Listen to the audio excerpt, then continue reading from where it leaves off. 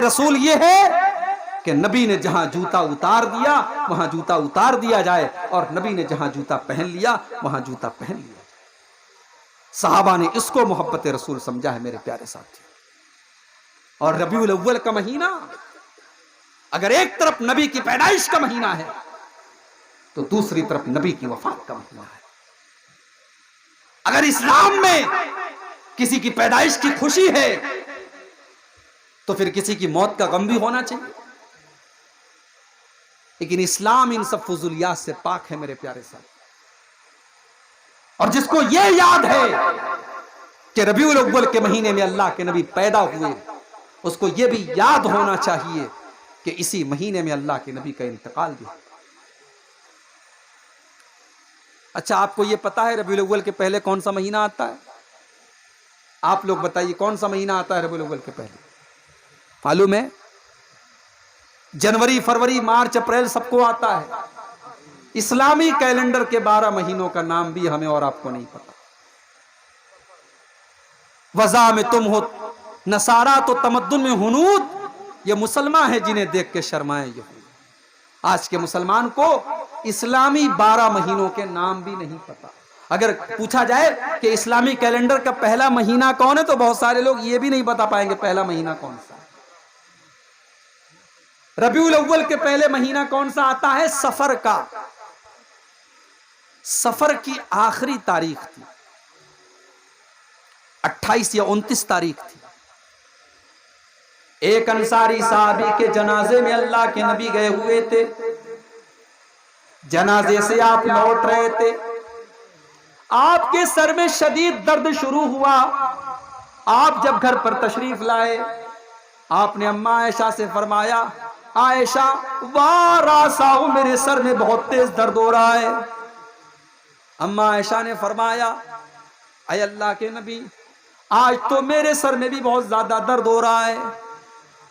آپ نے فرمایا، عائشہ لو مت قبلی لغسلتک وکفنتک، اے عائشہ چلو ایک وعدہ تم سے کرتا ہوں، اگر تمہاری موت مجھ سے پہلے ہو گئی، تم دنیا سے مجھ سے پہلے چلی گئی، تمہارا انتقال ہو گیا، تو اے عائشہ میں تمہیں غسل دوں گا اور میں تمہیں کفناؤں گا، میں اپنے ہاتھوں سے تمہیں غسل دوں گا اور اپنے ہاتھوں سے کفناؤں گا۔ اماں عائشہ نے فرمایا، اے اللہ کے نبی، آپ تو یہی چاہتے ہیں میں مر جاؤں اور آپ میری جگہ کوئی سوتن لے آئیں اور میرے گھر میں کسی دوسری عورت کو لا کر کے بسائیں۔ آپ نے اماں عائشہ کے ساتھ ہنسی مذاق بھی کیا، لیکن میرے پیارے ساتھیوں، یہی دن تھا جس دن سے اللہ کے نبی کی بیماری کا آغاز ہوا، آپ کے مرض الموت کا آغاز ہوا، اور اس بیماری کے اندر آپ 13-14 دن تک مبتلا رہے اور 12 ربیع الاول کو آپ کا انتقال ہوا۔ 13-14 دن تک آپ بیمار تھے، بیماری بڑھنے لگی۔ اسی بیماری کے عالم میں مدینہ سے 10 کلومیٹر دور شہدائے احد کا قبرستان ہے۔ اللہ کے نبی مدینہ سے 10 کلومیٹر دور شہدائے احد کے قبرستان پر جاتے ہیں اور وہاں کھڑے ہو کر کے ان کے لیے دعا کرتے ہیں، یا ایک روایت کے مطابق وہاں کھڑے ہو کر کے جنازے کی نماز پڑھتے ہیں۔ 8 سال کے بعد جنگ احد ہوئی ہے سن 2 ہجری میں، اللہ کے نبی 8 سال کے بعد جا کر کے شہدائے احد کے لیے دعائے مغفرت کرتے ہیں یا جنازے کی نماز پڑھاتے ہیں۔ حدیث کے الفاظ ہیں، اللہ کے نبی ایسا کیوں کرتے ہیں؟ کیونکہ اللہ کے نبی شہدائے احد سے الوداع کہہ رہے تھے اور ان کو یہ بتانے کی کوشش کر رہے تھے کہ اے احد میں شہید ہونے والے میرے صحابہ، میں جلد ہی تمہارے پاس آنے والا ہوں، میں بھی اللہ کے پاس آنے والا ہوں۔ ایک دن آپ اسی بیماری کے عالم میں بقیع کے قبرستان میں جاتے ہیں اور بقیع کے قبرستان میں کھڑے ہو کر کے مغفرت کی دعا کرتے ہیں۔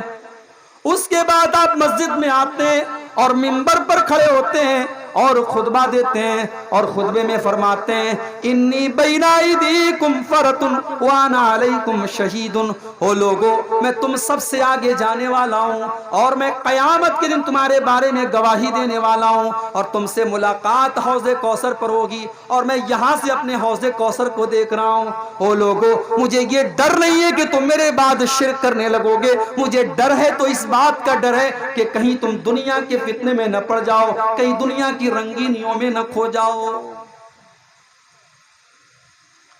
بدھ کا دن آیا، وفات سے 5 دن پہلے سوموار کو انتقال ہوا، سوموار کے پہلے اتوار، اتوار کے پہلے سنیچر، سنیچر کے پہلے جمعہ اور جمعہ کے پہلے جمعرات، اور جمعرات کے پہلے بدھ کا دن ہے۔ بدھ کا دن آتا ہے، اللہ کے نبی اپنے صحابہ سے کہتے ہیں کمزوری محسوس ہو رہی ہے، کہتے ہیں 7 الگ الگ کنویں کا پانی لاؤ۔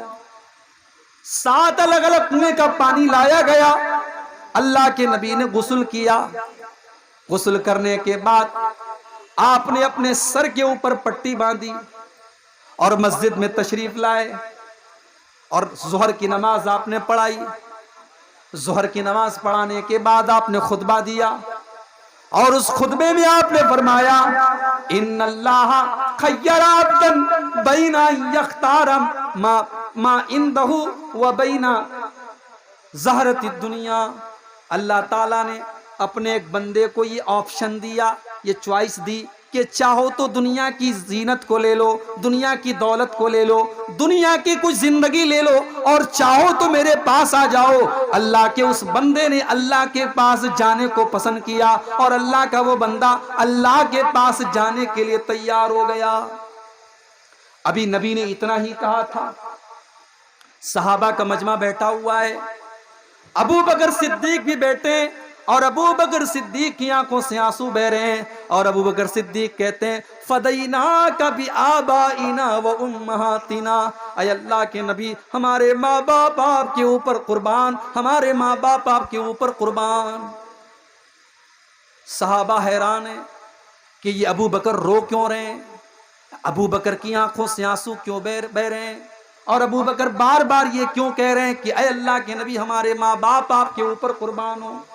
صحابہ کہتے ہیں ہم کو یہ بات بعد میں سمجھ میں آئی کہ اللہ کے نبی تو اپنی ہی بات کر رہے تھے کہ اللہ تعالیٰ نے مجھ کو یہ چوائس دی ہے کہ چاہے تو دنیا میں کچھ اور دن میں زندگی گزار لوں اور چاہوں تو میں اپنے رب کے پاس چلا جاؤں، اور اللہ کے نبی نے دنیا میں اور رہنا گوارا نہیں کیا اور اپنے رب کے پاس جلدی سے جلدی جانا گوارا کر لیا۔ اللہ کے نبی نے اپنے رب کے پاس جانا گوارا کر لیا۔ آپ چاہتے تو دنیا کی کچھ اور زندگی آپ کو مل سکتی تھی، مگر آپ نے دنیا کی زندگی کو پسند نہیں کیا، آپ نے اپنے رب کے پاس جانا گوارا۔ جب آپ نے ابو بکر صدیق کو روتے ہوئے دیکھا، آپ نے کہا ابو بکر تم